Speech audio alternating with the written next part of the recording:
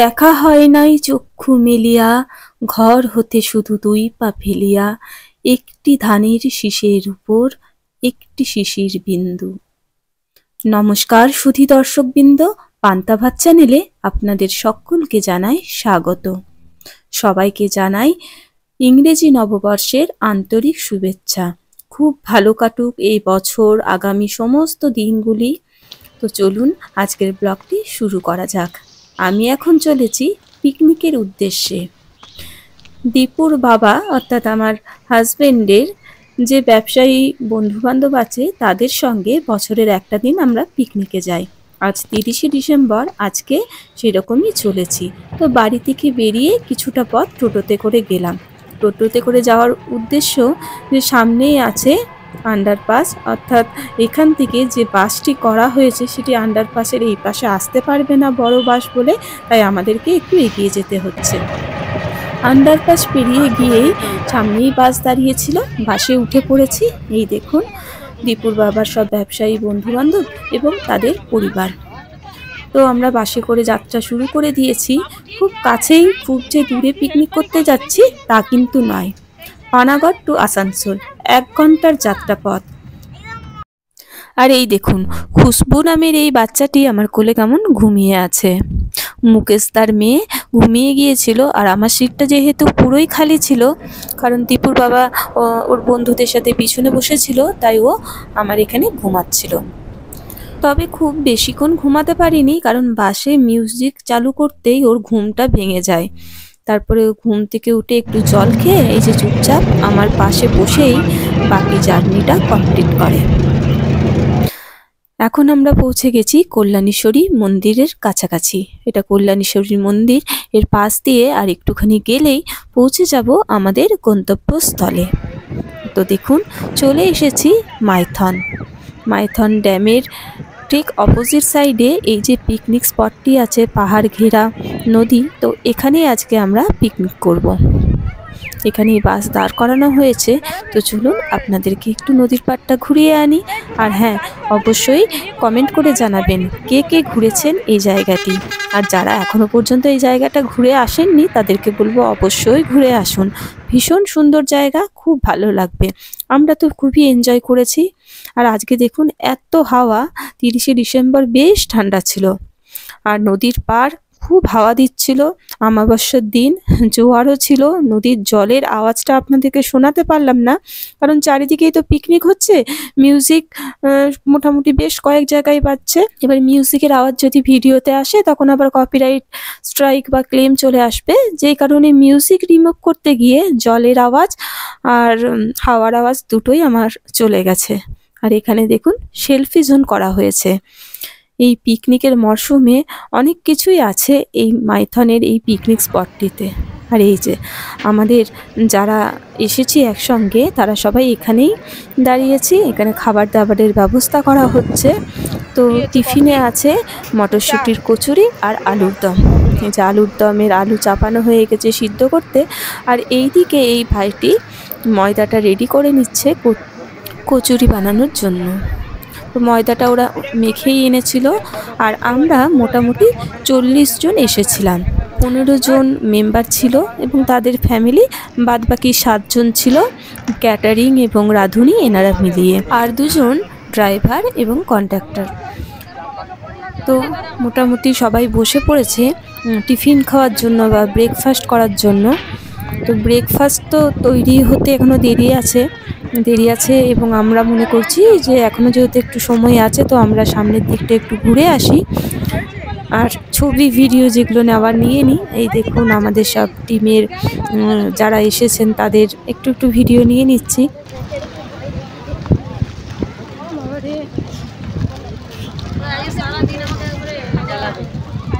কচুরিতে পুর ভরার জন্য মটরশুঁটির ফিলিং রেডি করে এই ভাইয়েরা এখানে কচুরি বানাতে বসে গেছেন।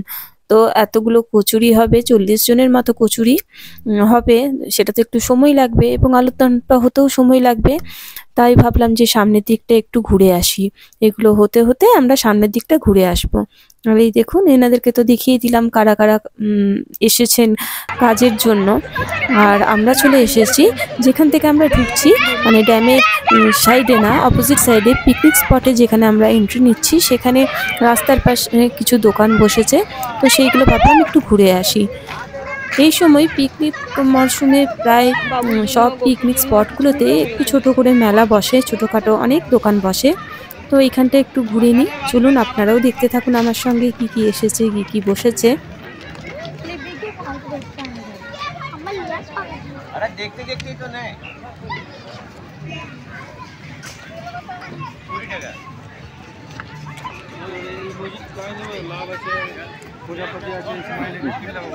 আচার নিতে হবে, আচারের গন্ধে একবারে মাথা খারাপ।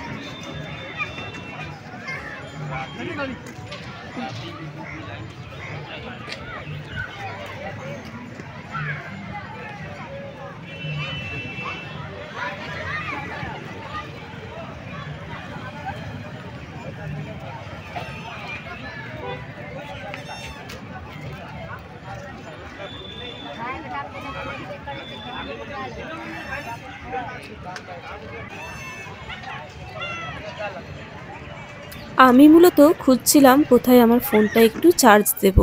চার্জার তো এনেছি কিন্তু কোথাও চার্জিং পয়েন্ট পাচ্ছিলাম না। তো একজন দোকানদার দাদাভাইকে জিজ্ঞেস করতে ও এই দোকানটা দেখিয়ে দিল। তো এখানে গিয়েছিলাম চার্জ দেব বলে। তো অনেক অনেক মোবাইল এখানে চার্জে বসানো ছিল, ব্যাটারিতে চার্জ দেওয়া হচ্ছে এবং চার্জ দিতে এখানে দিতে হচ্ছে 30 টাকা। তো যেহেতু কোনো পয়েন্ট খালি ছিল না, তাই আমার আর চার্জে বসানো হলো না। আমরা এই রাস্তাটাতে একটু ঘোরাঘুরি করলাম এবং জেনে নিলাম যে সাইট সিইংয়ের জন্য কত ভাড়া অটোতে দিতে হবে। তো পার হেড মোটামুটি 100 টাকা করে লাগবে বললেন ওনারা। তো আমরা এখন যাইনি, আমাদের যেহেতু টিফিন করে বোটিংয়ে বা ওই দ্বীপগুলো ঘুরতে যাওয়ার ছিল, সেই কারণে এখন জাস্ট দামটা জেনে নিলাম বা কত কী খরচ হবে জেনে আমরা আবার ফিরে গেলাম যেখানে আমাদের সবাই আছেন সেখানে, কারণ এখন টিফিন হয়ে গেছে তো টিফিন করব। তো এখানে সবাই আমাদের টিমে যারা এসছেন তারা সবাই এখানে ফটো ভিডিও এগুলো শ্যুট করছে। এখান থেকে বোটে চাপা হয়।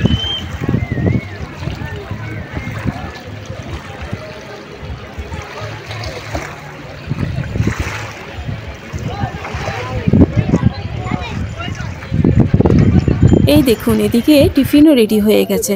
তো সবাই মিলে লুচি আলুর দম খেয়ে তারপরে নদীর পাড়টা একটুখানি ঘুরবো, একটু হাঁটাহাঁটি করব, তারপর চলে যাব বোটিংয়ে। তো লুচি আলুর দমটা খুবই সুন্দর রান্না হয়েছিল। আর দেখুন দামোদরের স্রোত, কে বলবে যে এটা দামোদর নদ আমাদের, এত সুন্দর লাগছিল, সমুদ্রের থেকে কম কিছু নয়।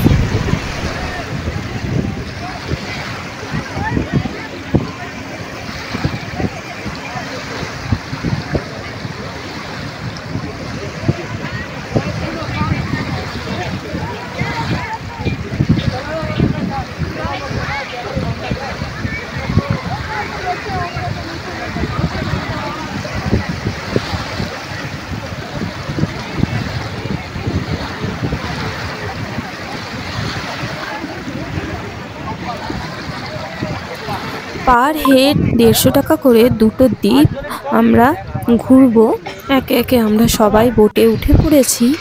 এবারে বোট থেকে কিছুটা নদীকে দেখানোর চেষ্টা করেছি আমি।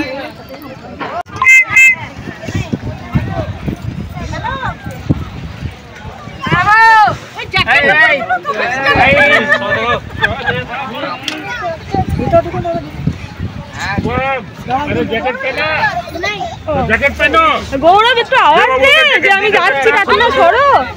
এটা ওকে জ্যাকেট দিয়ে দে, ওই बचवा को दे देना।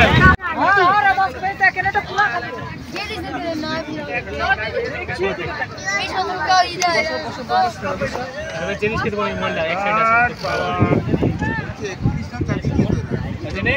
এটা रात को कब बजे तक चलता है? रात को कब बजे तक चलता है? 5 बजे।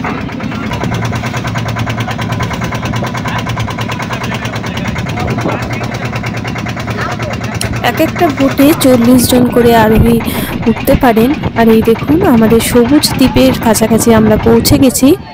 তো এখানে যেহেতু একটা বোট আগেই ঘাটে লাগানো ছিল, ওটা চলে যাওয়ার পরে তারপরে আমাদের বোটটি ঘাটে লাগানো হলো।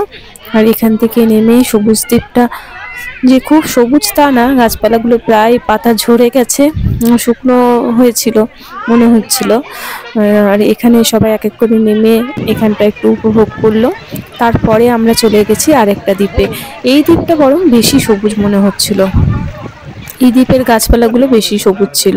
তারপর ওখান থেকে ঘুরে এসে চিকেন পকোড়া খেয়ে কিছুটা ঘোরাঘুরি করার পরে দুপুরে লাঞ্চ টাইম। লাঞ্চে এই যে এখন নিরামিষ যারা তারা আগে খেতে বসেছে, পরে যারা আমিষ খাবে তারা খেতে বসবে। তো নিরামিষদেরকে আগে খাইয়ে দেওয়া হচ্ছে, ছোঁয়াছুঁয়ি ঠাকাঠাকির একটা ব্যাপার থাকে সেই জন্য।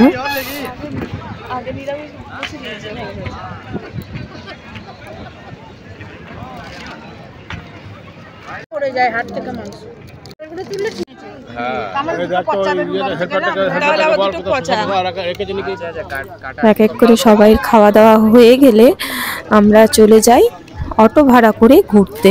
আমরা প্রথমে যাই অমরনাথ মন্দিরটি দর্শন করতে।